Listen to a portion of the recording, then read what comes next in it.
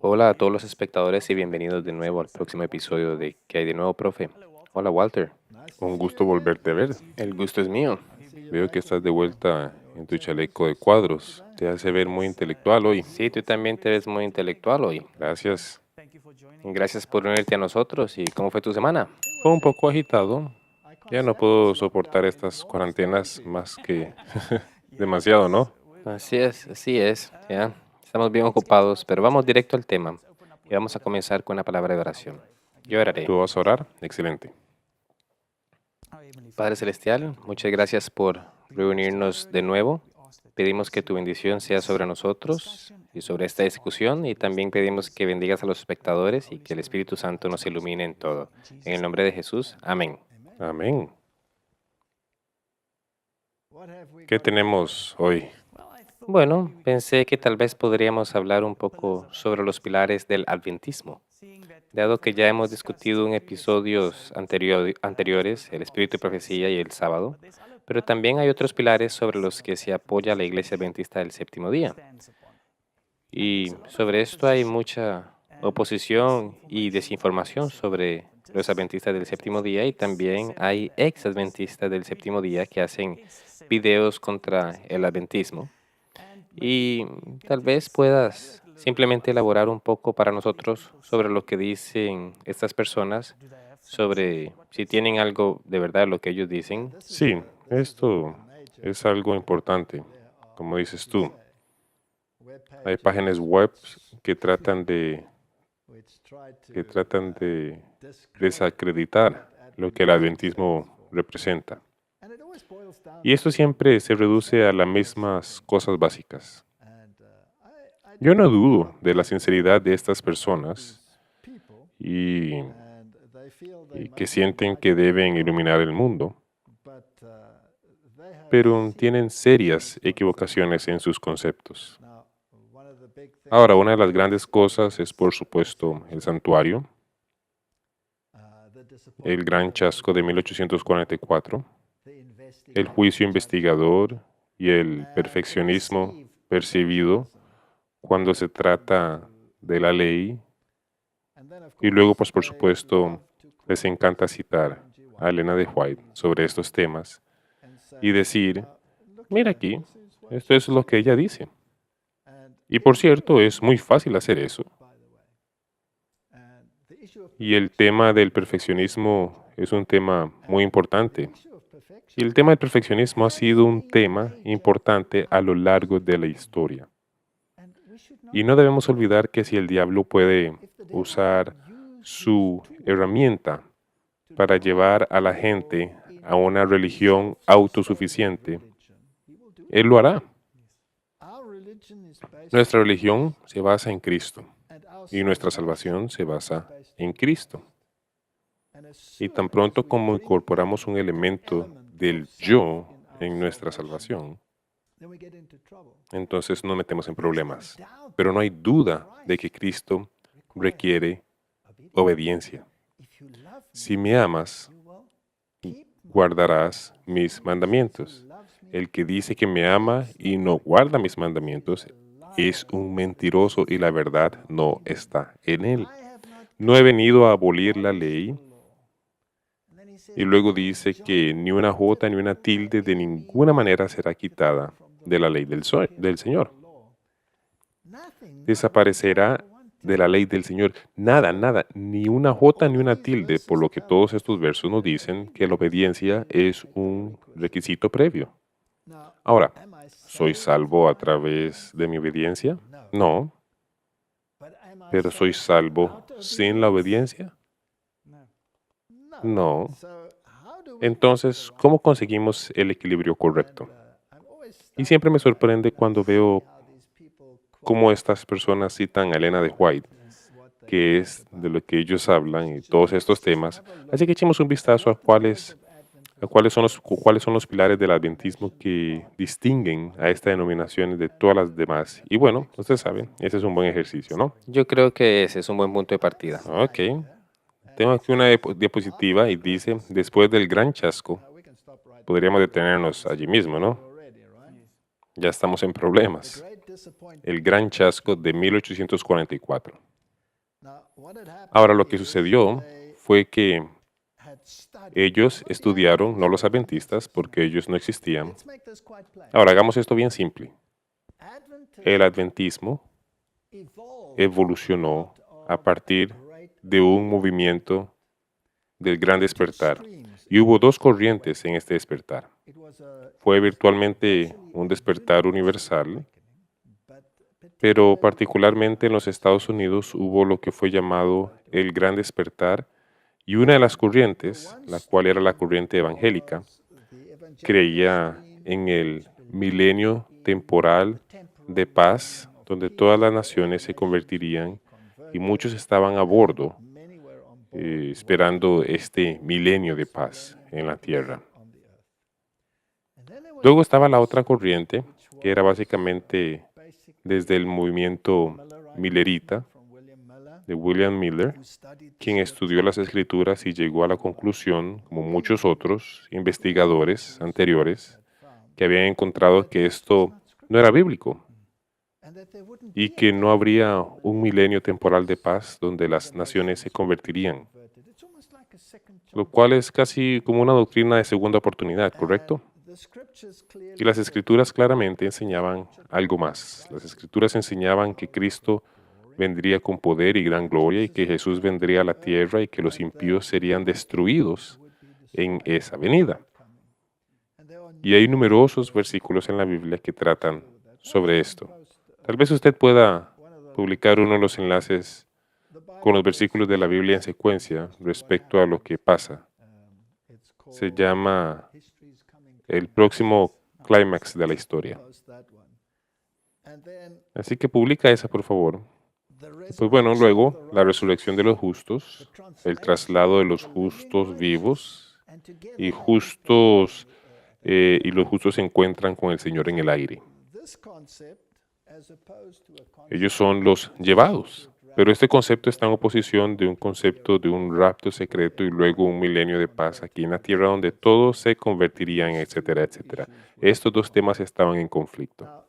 Ahora, fue basado en el estudio de Daniel, la profecía de los 2300 días,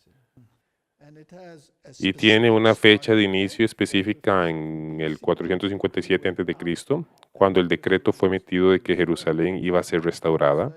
No vamos a hacer el estudio bíblico. Y cuando lo resuelves, nos lleva hasta 1844, cuando ese periodo termina. Ellos cometieron un error en el cálculo porque pensaron que de 457 a.C. a después de Cristo, ellos calcularon mal en términos el cero, porque no se puede contar el cero, por lo que en realidad no era 1843, pero 1844 más Pero bien. la fecha inicial era 1843. Correcto, porque habían cometido un error de cálculo. Y luego, pues por supuesto, Cristo no vino. Y ellos no entendieron las palabras de Daniel. Entonces el santuario será purificado. Y esto comenzó una investigación completa. Ahora ve al capítulo 10 de Apocalipsis. Vayamos allí.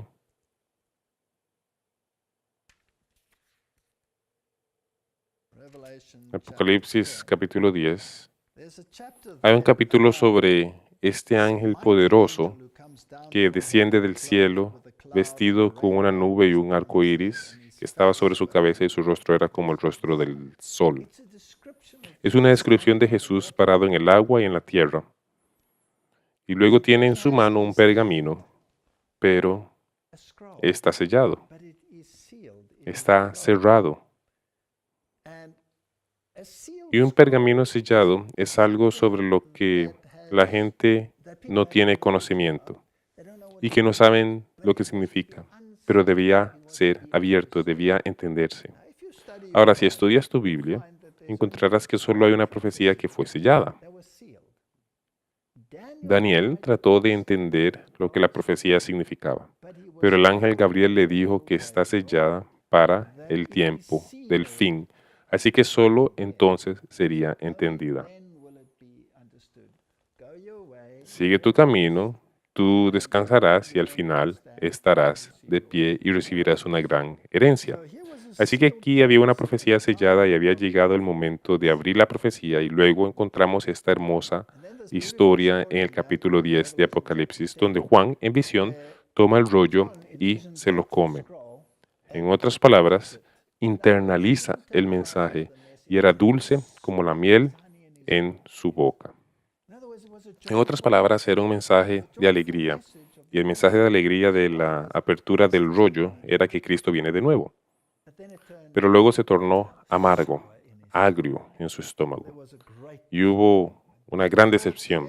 Pensaron que el fin venía, pero el fin no llegó y luego recibieron la instrucción de que debes profetizar nuevamente. Y eso lo leemos en Apocalipsis capítulo 10. Leemos desde el versículo 10. Entonces tomé el librito de la mano del ángel y lo comí, y era dulce en mi boca como la miel, pero cuando lo hube comido, amargo en mi vientre. Una amargura, una amarga desilusión. Y me dijo que debía profetizar de nuevo. Es una palabra muy importante. Si ellos pensaban que profetizar y la predicación había llegado a su fin, pero se les decía aquí en la Biblia que no. Ahora debes profetizar de nuevo ante muchos pueblos y naciones y lenguas y reyes. En otras palabras, hay un mensaje universal que ahora tienes que llevar al mundo. Ahora, ¿cuál es este mensaje universal? ¿Dónde encontramos un lenguaje similar? Lo encontramos en Apocalipsis capítulo 14, donde tenemos el mensaje de los tres ángeles. Y leemos allí desde el versículo 6 en el versículo 6 en el capítulo 14 de Apocalipsis y dice, y vi volar por en medio del cielo otro ángel que tenía el evangelio eterno. En otras palabras, el mismo evangelio que ha existido por siempre. No hay evangelio de dispensación, donde los criterios para la salvación cambian con el tiempo. Por lo que no hay dispensación de la ley cuando tienes que ser obediente y gracia donde no tienes que seguir los mandamientos. Ahora vi otro ángel volar en medio del cielo con el evangelio eterno. Y lo hemos dicho muchas veces. Adán y Eva fueron salvados por la sangre del cordero. Ellos tuvieron que sacrificar el cordero y su desnudez fue cubierta con la piel del cordero. En otras palabras, la justicia de Cristo, para predicarlo a los moradores de la tierra, a toda nación, tribu, lengua y pueblo. Así que aquí sigue el mensaje y son los mensajes de los tres ángeles. Ahora la gente dice que tenían una interpretación incorrecta de la Biblia. Eso es lo que dicen los críticos de los milleritas. Y por lo tanto, una gran decepción señala el hecho que en realidad su comienzo fue un hazme reír. Y no vino, Que era una falsa enseñanza. que no se hizo realidad.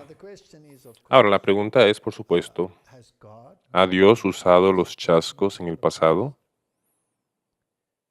¿Y cuál fue el propósito o los propósitos de los chascos? Bueno, vamos a ver la crucifixión entonces.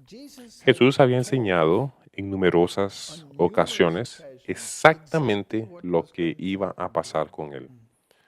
Pero debido a su concepto y su comprensión de este reino que se introduciría, donde los enemigos se disiparían, lo dejaron pasar sin darse ni siquiera cuenta los discípulos.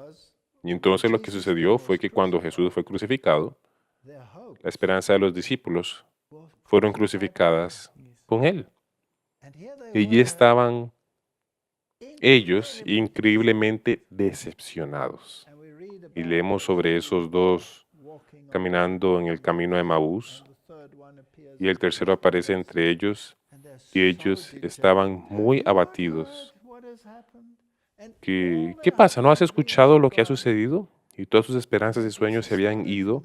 Y luego Jesús comenzó desde el principio y les dio un estudio bíblico y cuando finalmente lo entendieron y supieron que era Él, ¿no dijeron nuestros corazones ardían dentro de nosotros? Y tenían tanta energía que corrieron todo el camino de regreso a Jerusalén.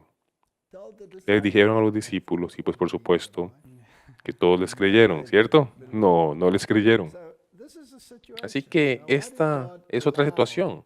Ahora, ¿por qué Dios permitió esta gran decepción, este gran chasco? Bueno, purificó a la iglesia, porque solo aquellos que estaban convencidos de que no habían sido engañados, de que debía haber algo más, todavía siguieron siendo parte del movimiento. Por lo que los que se habían unido por los panes y los penes se fueron. O bueno, otra falsa profecía, ¿cierto? Él iba a ser elegido, pero ahora está muerto. Así que hubo una gran decepción en ese tiempo, en ese momento, y al final nuevamente hubo una gran decepción ahora en 1844.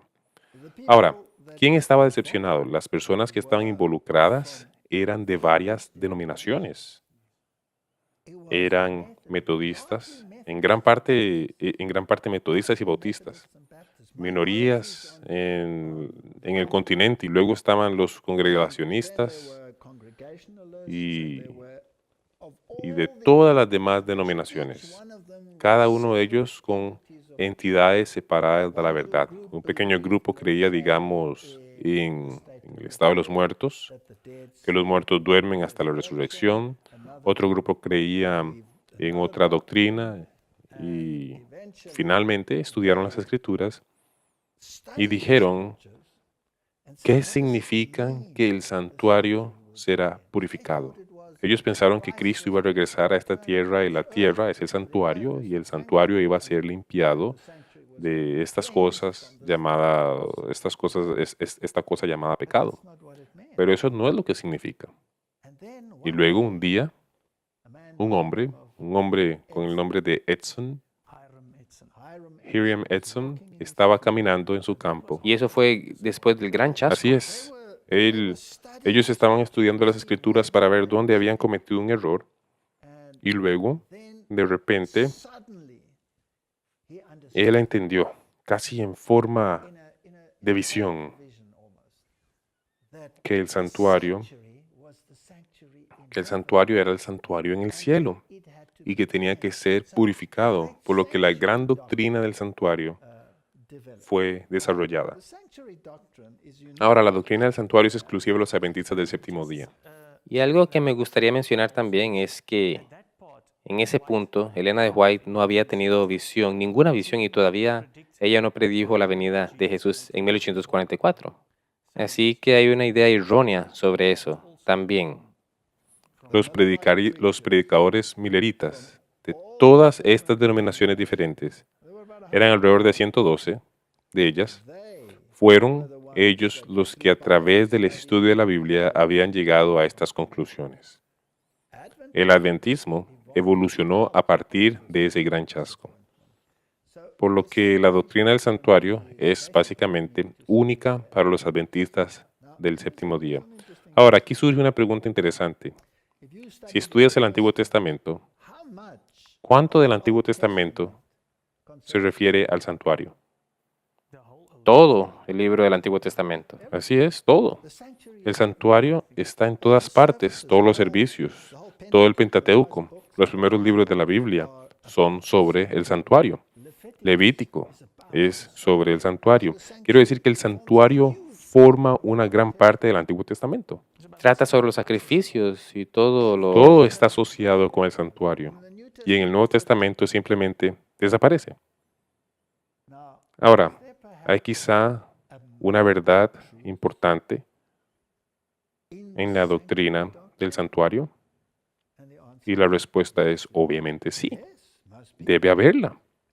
Si forma una parte tan importante del Antiguo Testamento, entonces seguramente el santuario debe ser importante.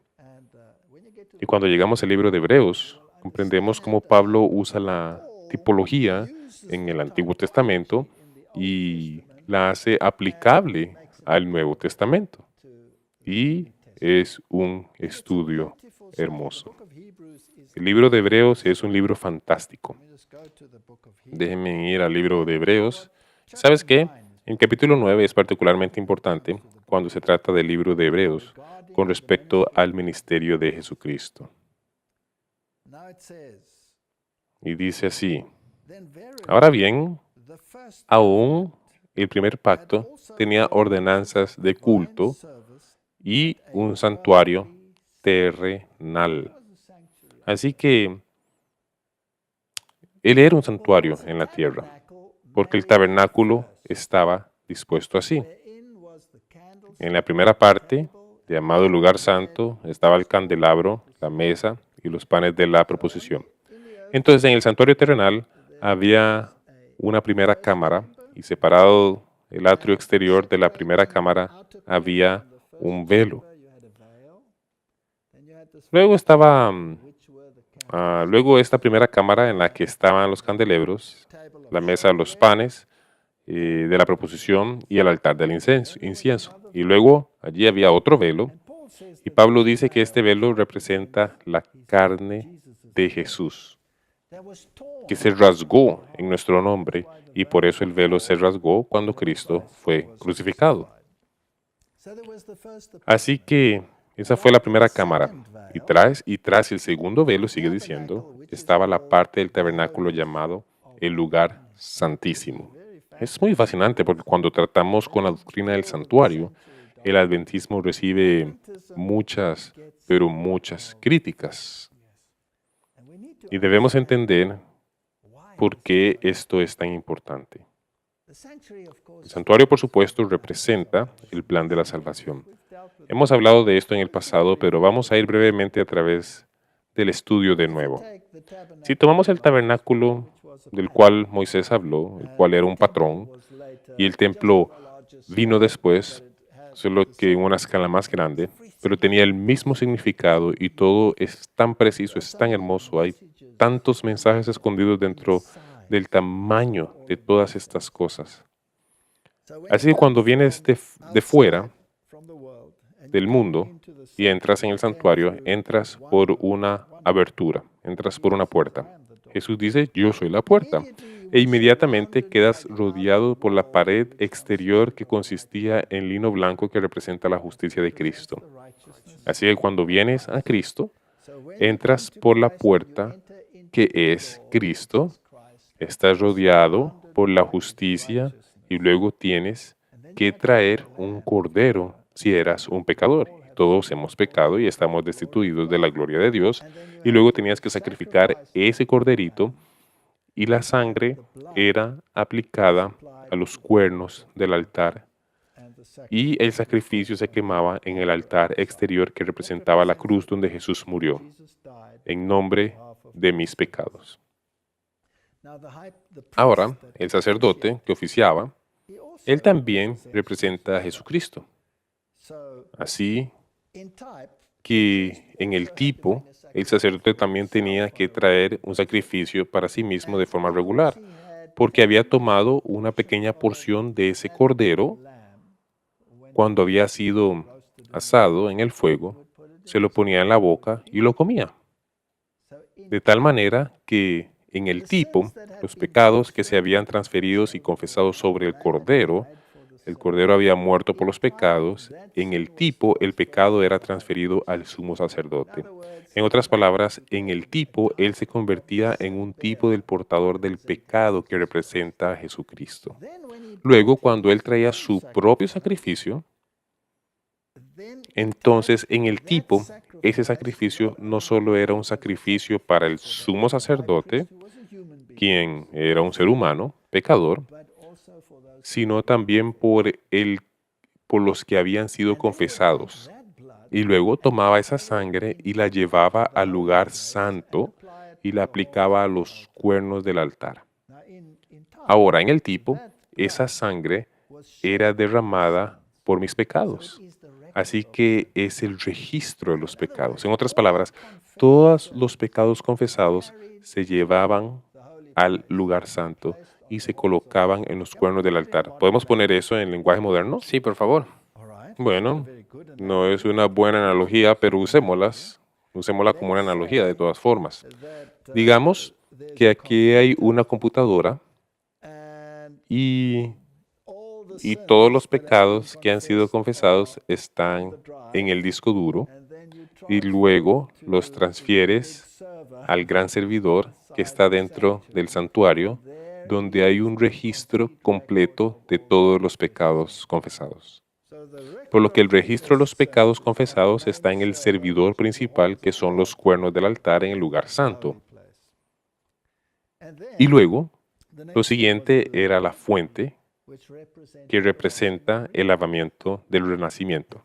Y luego, cuando entrabas en el velo, pasabas de nuevo a través de Cristo, entras en el velo, estás cubierto por la justicia de Cristo, allí está el candelabro, está el pan de la proposición, allí está el altar del incienso también, y Jesús dice que Él es la luz del mundo. Así que el candelabro representa a Jesús, la luz del mundo.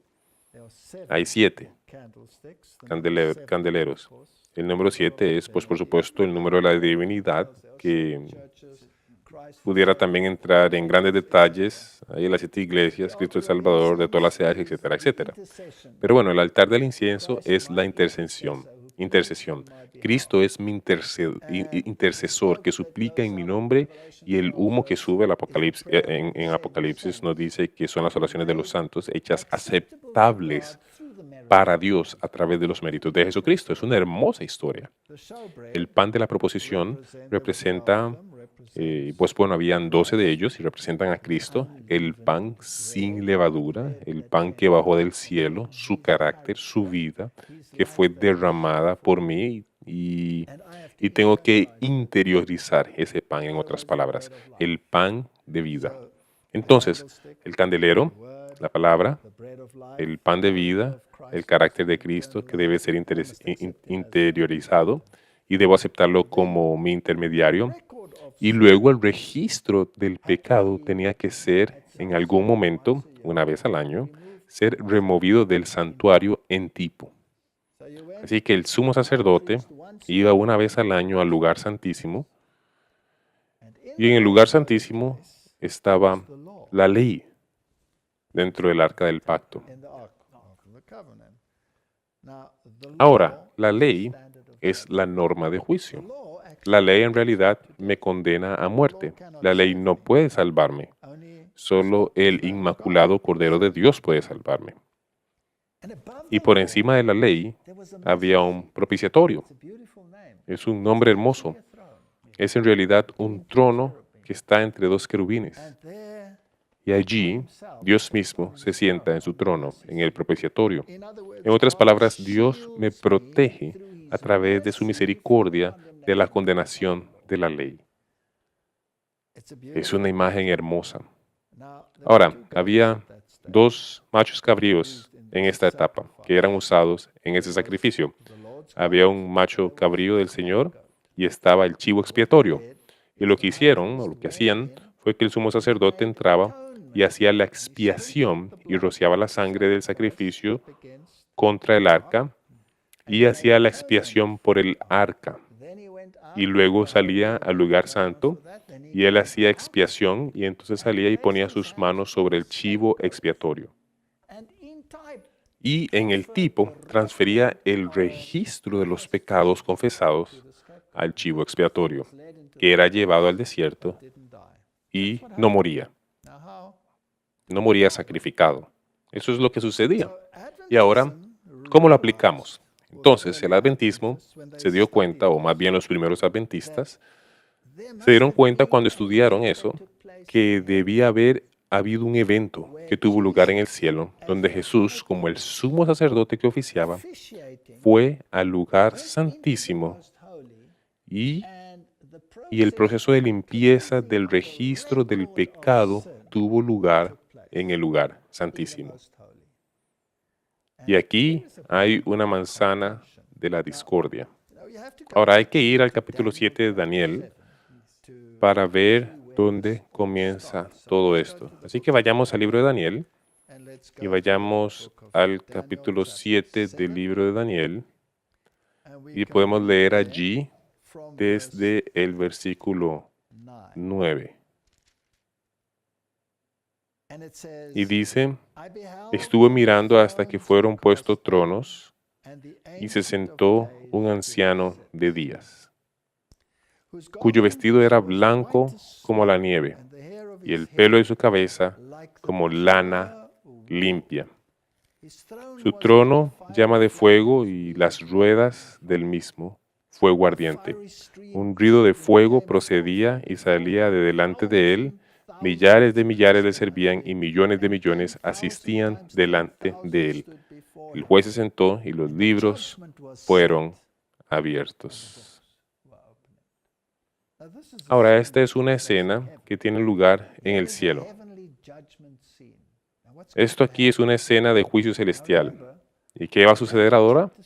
Ahora, recuerda que el capítulo 7 de Daniel trata de los reinos de la tierra y en particular con el poder del cuerno pequeño que todos los reformadores indicaron como el sistema romano, el sistema católico romano. Así que aquí hay una escena de juicio, pero no es en la tierra, es en el cielo. Yo entonces miraba a causa del sonido de las grandes palabras que hablaba el cuerno. Entonces, el sistema aquí abajo, el sistema romano, los sistemas papales estaban hablando grandes palabras. Miraba, sigue diciendo, hasta que mataron a la bestia y su cuerpo fue destrozado y entregado para ser quemado en el fuego. Así que observa las etapas finales de la historia de la tierra. Ahora estamos en esas etapas. Había también quitado a las otras bestias de su dominio, pero les había sido prolongada la vida hasta cierto tiempo. Miraba yo en la visión de la noche, y aquí con las nubes del cielo venía uno como un hijo del hombre. Ese es Jesús, y la versión de la Biblia del King James en inglés está marcado con mayúscula. Sigue diciendo, vino con las nubes de los cielos, en otras palabras, con los ángeles, y llegó al anciano de días.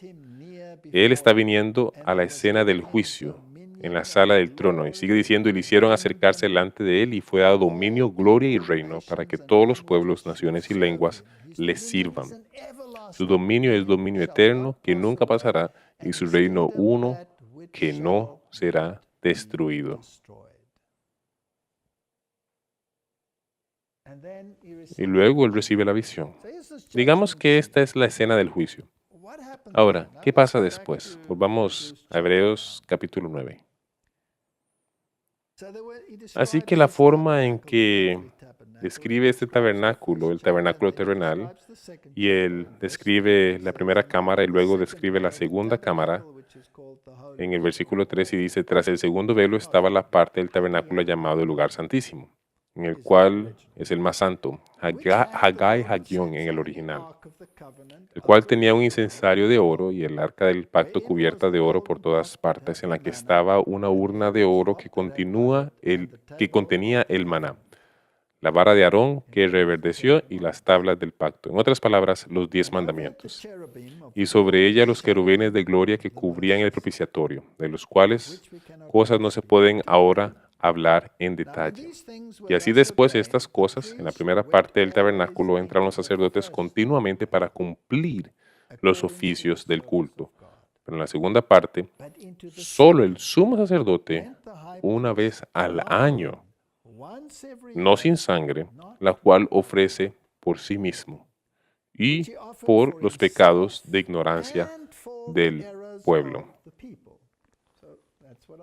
Así que eso fue lo que acabo de explicar.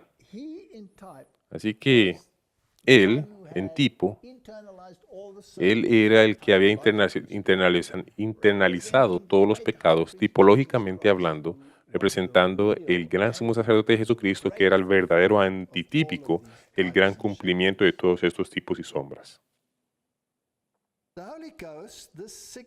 Dando el Espíritu Santo a entender con esto que aún no se había manifestado el camino al lugar santísimo, entre tanto que la primera parte del tabernáculo estuviese en pie. Por lo que el primer tabernáculo, el terrenal, era solo un tipo, ya que esto no fue algo que sucedió en el cielo. Ahora, me asombra que la gente diga que el adventismo habla del santuario en el cielo como si no existiera. Esto es claro, como el cristal. Sí, incluso si lees y entiendes que Moisés se le mostró el, el real para hacer un duplicado de él. Exactamente, y era una medida exacta. Sí, uno no podría hacer algo si nunca lo había visto en alguna parte. Y es una sombra de lo real. Y luego dice en el versículo 9, lo cual es símbolo para el tiempo presente. Era una sombra, era un tipo, lo cual es símbolo para el tiempo presente, según el cual se presentan ofrendas y sacrificios que no pueden hacer perfecto en cuanto a la conciencia al que practica ese culto. Así que todo este asunto de perfección, que es tan constantemente, es como una manzana de discordia con los críticos del adventismo, lo cual es símbolo para el tiempo presente, según el cual se presentan ofrendas y sacrificios que no pueden hacer perfecto en cuanto a la conciencia al que practica ese culto. Había una mayor limpieza que se necesitaba, el mismo Cristo, ya que consiste solo de comidas y bebidas, de diversas abluciones y ordenanzas acerca de la carne impuestas hasta el tiempo de reformar las cosas. En otras palabras, hasta el tiempo de su cumplimiento. Pero estando ya presente Cristo, sumo sacerdote de los bienes venideros, por el más amplio y más perfecto tabernáculo. Ahora escucha a estas palabras cuidadosamente. No hecho de manos, es decir, no de esta creación. ¿Cuánto más claro se puede ser? Él lo dice 2 veces. Dice que está hablando de este tabernáculo más grande, el celestial, y luego dice que no está hecho con las manos, en otras palabras, celestial. Es decir, una repetición, no de esta creación, por lo que es uno, celestial. Luego, este magnífico versículo, el verso 12, y no por sangre de machos cabríos ni de becerros, sino por su propia sangre entró una vez para siempre en el lugar santísimo, habiendo obtenido eterna redención. Esa es la versión del King James en inglés. Ahora, esto es donde aquí es donde hay muchas críticas con respecto a este tema. Muchos creen que el chasco de 1844 fue como resultado de una teología equivocada. Pero la profecía de Daniel es muy clara y termina en 1844. ¿Qué fue lo que sucedió en 1844? La única pista que tenemos es la purificación del santuario.